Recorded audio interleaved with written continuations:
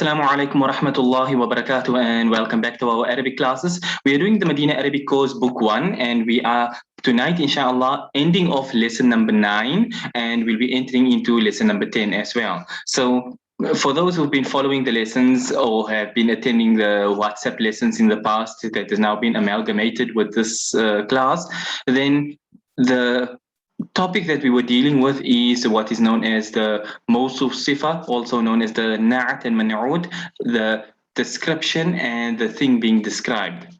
That's what we were doing during the course of lesson number 9, and we had passed by all those things. Now, for those who are joining new, if you have not attended previous classes or you feel you are a bit on shaky grounds, then you are welcome to go to YouTube. You can type in the Darul Ilm channel, type it all in as one word if you want to. I think that should give you a better result. You'll see the Darul Ilm channel, and you'll see different playlists over there. There'll be the playlist for the Monday Tafsir class, for the Tuesday Riyadus Salihin class, for the Wednesday Arabic class, and all the previous lessons that we have done, which tonight will be our 26th lesson, even though we're only finishing lesson number 9 now. But as you can tell, we are on page 53 already. So, there was a couple of points that were touched on before.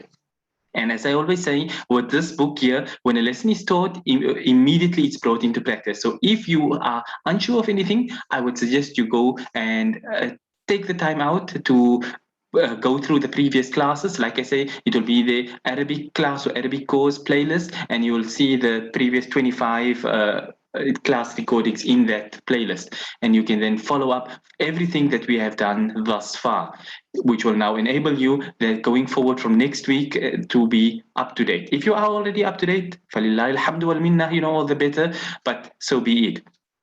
So that's where we stopped last week. And tonight, inshallah, we start here from number 3, exercise number 3. He says, Iqra. We'll start from here. Bismillah walhamdulillah wassalatu wassalamu ala rasulillahi wa ala alihi wa sahbihi wa man wala.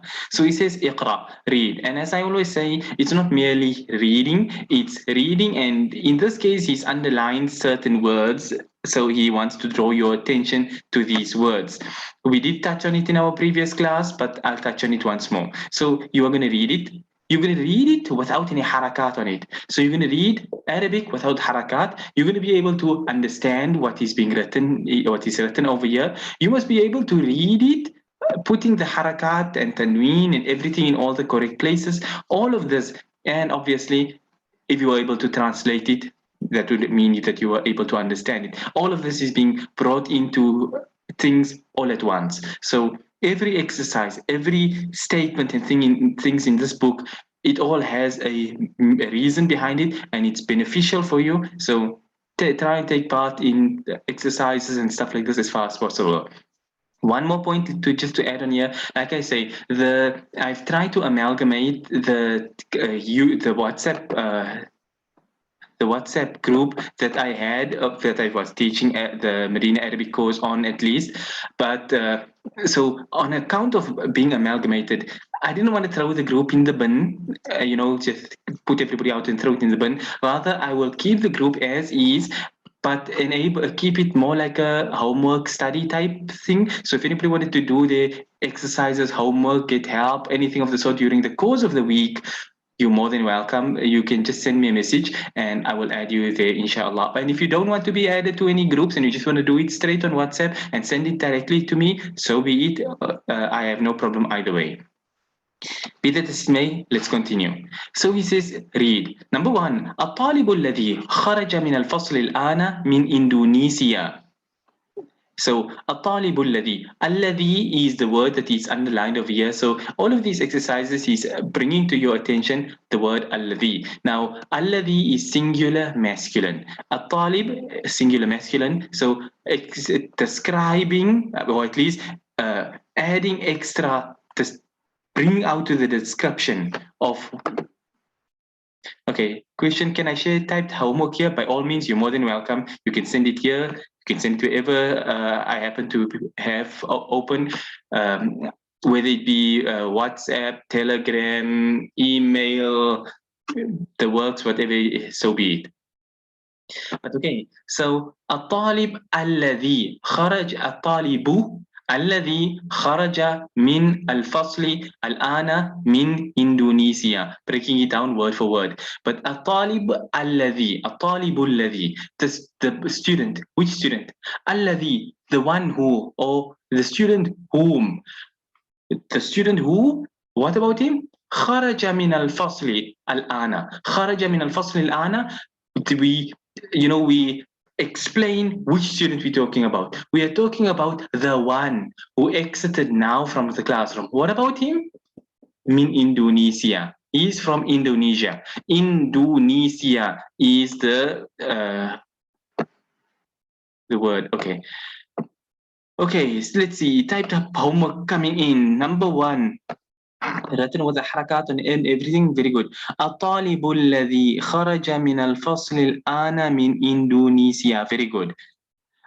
الكتاب الذي على المكتب للمدرس. Very good. Number 3. لمن هذا القلم الجميل الذي على المكتب. الذي على المكتب. Very good again. Number 4. البيت الكبير الذي في ذلك الشارع للوزير. Very good. And lastly, number 5. السرير الذي في غرفة خالدي مكسور. One mistake in here.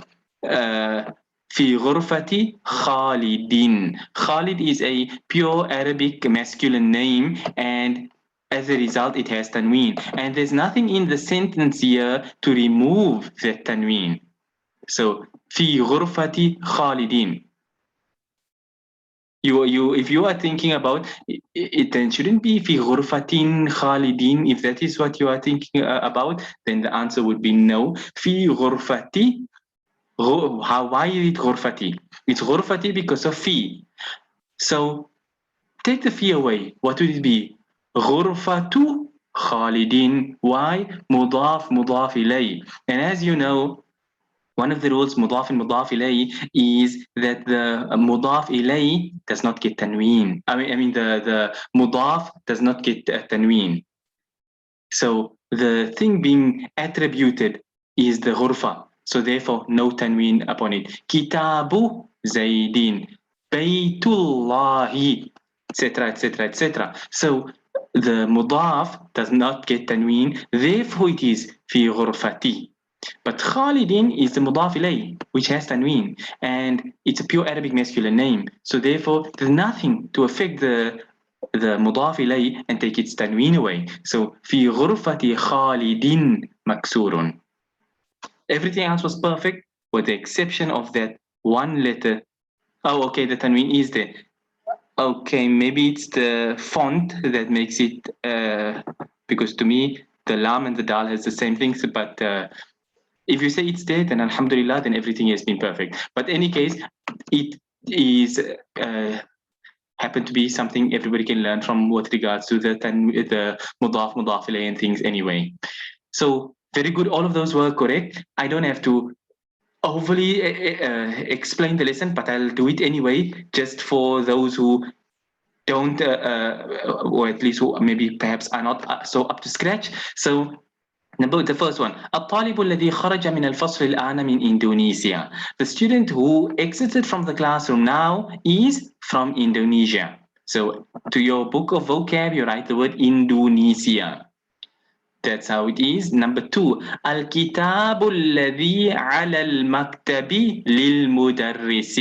The book which is, so who for human beings, which when we are talking about inanimate objects. Obviously, in Arabic, الذي is used for both. But in English, we make a distinction between animate and inanimate objects. So we're not going to say the book who is on the desk, the book that is on the desk. Like that, you use different words in English to Arabic. But in any case, that's from your own individual languages, whichever language you want to translate it to. At the end of the day, you will make those adjustments. But understanding the sentence, الكتاب الذي على المكتب للمدرس.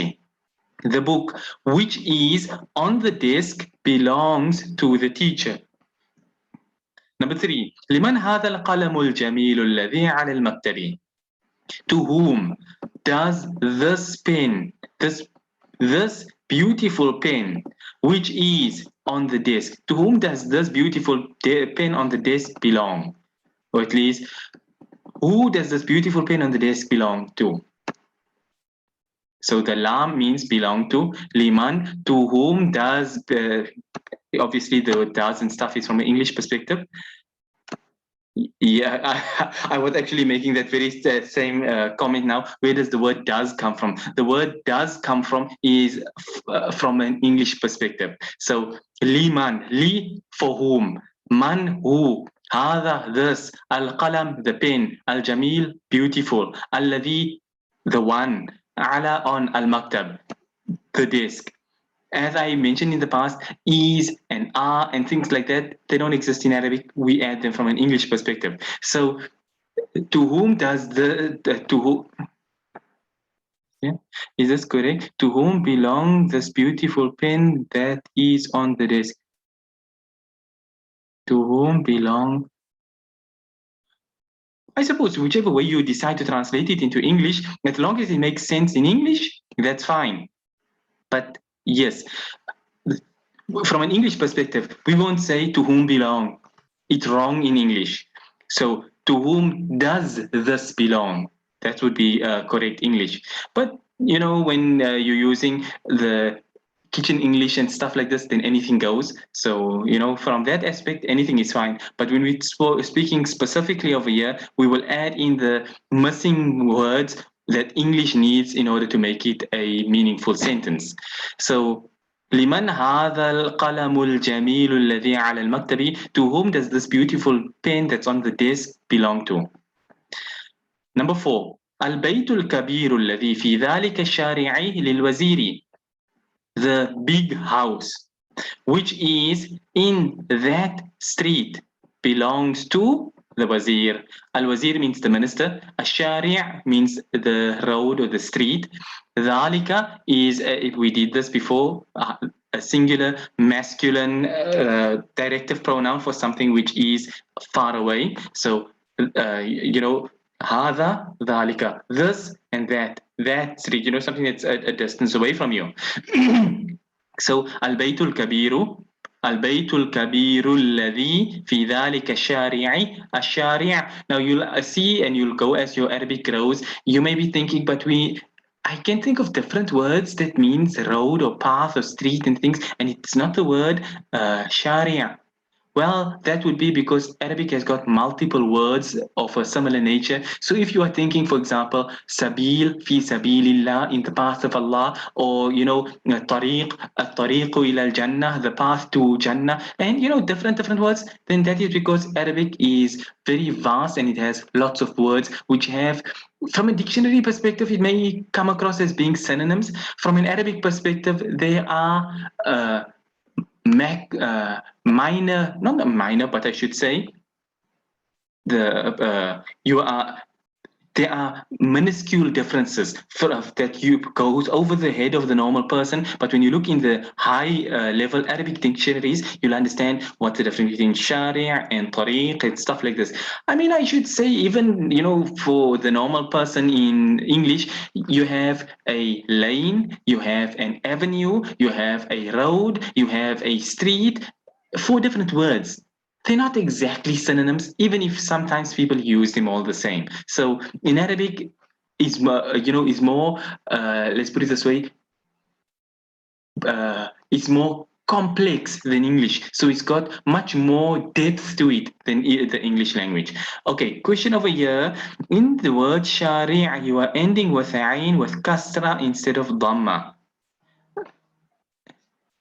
Why is there a kasra instead of a dhamma? Very good. البيت الكبير الذي في ذلك شارع للوزير. شارع is incorrect. And why is that? Good question you asked over here. The reason is because the word dhalika. Dhalika is one of those words that are unchangeable. It's a word that is inserted over here, but it plays no role in the sentence. So it is invisible in reality. So fi is not making fi dhaliki, because fi don't affect dhalika. Fi affects ashari'i. Fi dhalika shari'i. So fi shari'i, it's actually saying fi shari'i. If you were following along, it's as if it's saying in the street, in that street. the fee is actually, okay, is it jar majroor? Yes, the fee is the preposition, and ashari'i is now the being affected by it, so you can call it the jar majroor, which will be the reason why ashari'i gets the kasra. But you'll come across many, so fee must affect the word next to dhalika. Yes. Let's see. You can, let me see if I try to think. I mean, you will have come across many examples of this sort. We may even have done some in here. You would have read the examples in the Quran and everything as well, where where the word fee and there comes a harf. For example, man, min. There are certain words that are termed as being a harf. Not to get too bogged down in the linguistics, but a harf is such words which are unchangeable in the context over here. So dhalika will never be changed to anything because it is like huwa. Huwa will be huwa. You're not going to say fi hui. It will be fi huwa, for example. It's an incorrect statement I'm putting here, but just to give an example, huwa is huwa. It doesn't change based on other words like prepositions affecting it. So dhalika is of the similar nature. It's not affected. Hadha, dhalika, nothing affects it. So therefore, it's in all the examples. What's in all the examples? Okay, I don't understand the question, but okay. But yes, the fee will affect the. You see, the thing is, fee has come into the sentence. So fee is a preposition. It must have an effect. Who is it affecting? It can't affect the dhalika. So therefore, it moves on. Like I said, dhalika is an invisible man in the sentence. So fee doesn't see dhalika. It jumps past it and it affects الشارع. بحرف حرف جر مجرور. Okay. Okay, so that was number 4. The big house which is in that street belongs to the minister. And the last one over here is number 5. السرير الذي في غرفة خالد مكسور. The bed which is in the room of Khalid, which is in Khalid's room, is broken. في غرفة خالد مكسور. The bed which is in Khalid's room is broken. Like I said, is and are you add according to the English perspective. Okay, السرير الذي في غرفة خالد مكسور. Yes, Khalidin. I actually explained this one earlier when I thought it was a typo in the exercise homework that was given earlier. But just to recap, why is it Khalidin? I explained that the word here is غرفة Khalidin. If you were to, let's wipe the whole first portion. السرير الذي فيه. Wipe that entire portion out. Let's start the sentence just from here. غرفة خالد مكسور. غرفة خالدين, which is what? مضاف مضاف إليه مضاف غرفة. Like I say, make it as if none of these 3 words are here. We're only dealing with the last 3. So you're starting with غرفة خالدين.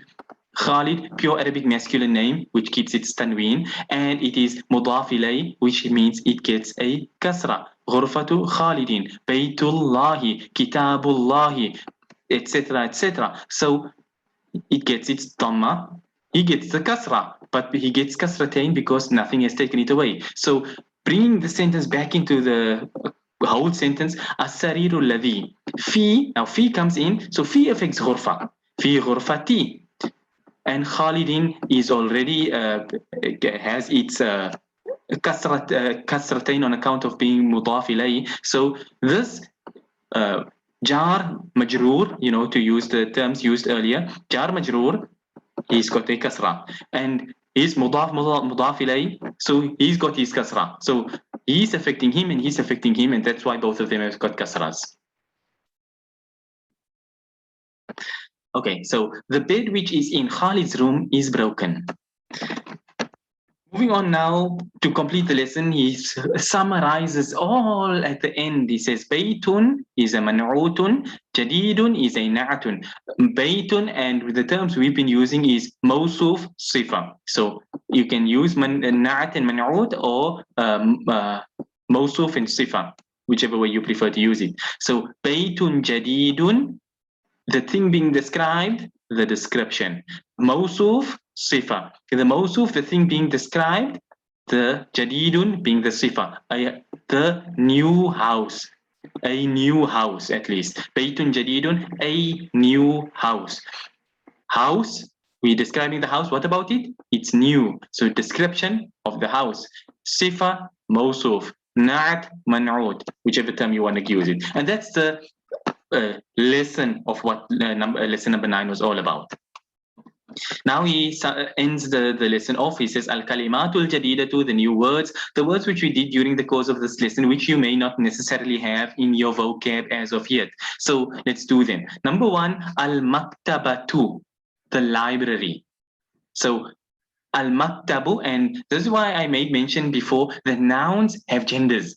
So you won't take al-maktabu, for example, al-maktabi means what? On the desk. So you won't say, well, maktabu is a male desk, we'll make a female desk and we'll call it maktabati. It doesn't work that way. Each word has its own gender. They are not transformers. They are not LGBTQI. They are what gender they are. So al-maktabu is masculine and al-maktabatu is feminine, and they never blur those lines. So al-maktabu means the desk. Al-maktabatu means the library. Two totally different things. When you break it really down, and I'll digress by throwing in a little bit more advanced things, but if you look at the word al-maktabu, al-maktabatu, al-kitabu, what do all of them have in common? Kaf, ta, ba. The three letters are in common, and when you learn your sarf, which we will do at a later stage, inshallah, but you will come to learn how a root word is taken and then expanded, and many different meanings are pulled from it. So al-maktabu, something upon which books are put, a desk. Al-maktabatu, a place where books are stored, a library, and that's how things work. It's much more advanced than the level that we are at, so don't put too much attention on it, but it's something we will get to, inshallah. Yes, things related to kitab, and kitab itself is related to kataba. He wrote a book. You'll do all of that at a later stage, but I'm just showing how what the root word is taken and expanded, and a whole lot more words are brought in, and a dictionary is populated as a result. Moving on, al-ana means now. Al-mirwahatu. Al-mirwahatu means the fan. Fan as in, okay, we won't be able to start the next lesson because we are already out of time for some reason. Zoom just gave me a notice to say that time is running out. But any case, so al-mirwahatu means the fan, not as in somebody who's going to stand on the sidelines and wait for you and, sing your praises, but al-mirwaha, something. And once again, I'll digress again. Al-mirwaha, as you may, if you really break the words down, ra, waw, ha, rawh, not ruh here, but rawh. Rawh here in this case as in rih, rawh, which is different types of wind. So a tool to create wind is a mirwaha, which means a fan. That's how it works. You learn when we reach the point of sarf how to use tools. We did, for example, the word miftah, miftahun meaning a key. So fataha, to open. Miftah means something, a tool to open. A tool used to open, which is a key. So you'll learn it as we go later on. For now, you can imagine Arabic is a lot deeper than what even air conditioner, also a mirwaha. I am not entirely certain of what the Arabic word for an air conditioner is. I suppose some may use it like that, or in order to make a distinction between a turning fan and an air conditioner, they may use a different word. But that comes from the point of a more modern Arabic, obviously. So I unfortunately have not been to a shop where they're selling air conditioners to see what word they are actually using for an aircon. I don't want to say yes or no because I don't know, unfortunately, one way or the other.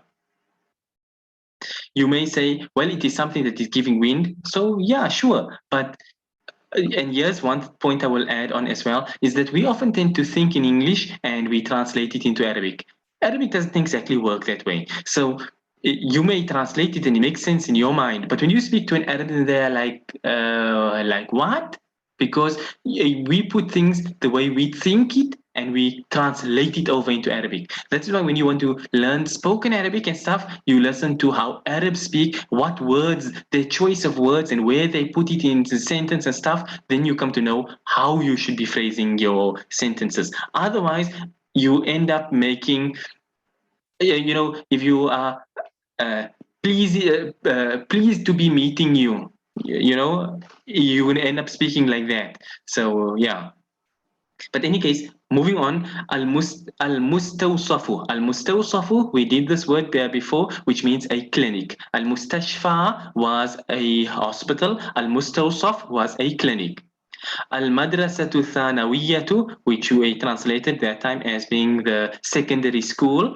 Al-Waziru, which is the minister. Shahirun, which is famous. And Hadun, which is sharp. And that's the end of page 53 and the end of lesson number 9. And we'll stop on this point here, inshallah. Next week, we will continue on from lesson number 10, which will be bringing us into a new lesson. Oh, okay. I didn't translate Hadun. Hadun translated very well here with 2 Ds. Hadun means sharp. Shahirun means famous, and Hadun means sharp. So those were the words over there. Many years ago, sharp, yes, as in asikinu hadun. The knife is sharp. Asikinul hadu, the sharp knife. Asikinu hadun, the knife is sharp. Not as in sharp guy, sharp, no, not like that, but sharp as in something that can cut because it's sharp. And that's the end of that. The next lesson will bring us into a new realm of Arabic when we come dealing with, we were always dealing everything. That's why I was dealing with third person, he, and now next time we'll be dealing with you, he, she. Like this, we'll be expanding our pronouns. And I had written a small booklet, which I called Dhamaa'ir, Arabic pronouns. It is available on my blog as well, which is darulilm.wordpress.com. If you were to go to Darul Ilm Publications, you should find the PDF or Word document of it over there. It's minuscule, it's probably like 6 pages at most, but I would suggest you do download it, because when I was teaching this book about 10 years ago, I felt the need to jump ahead of what the class was doing, what the Medina Arabic course does, which is to take things one step at a time. But I thought, you know what, let's throw all the pronouns at you one time so you know all the pronouns, because the law will apply to all of them. So if you understand the 4 that we'll do, you may as well understand all 14 of them all at once. It makes no difference. So yeah.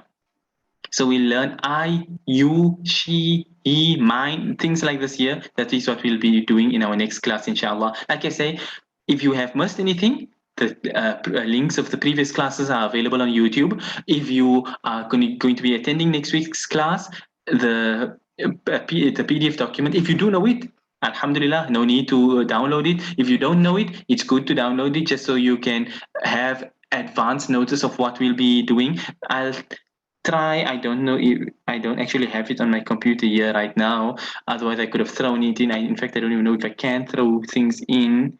I suppose I must be. Oh, I must be able to throw. Yeah, I can throw things, but I don't have it on here.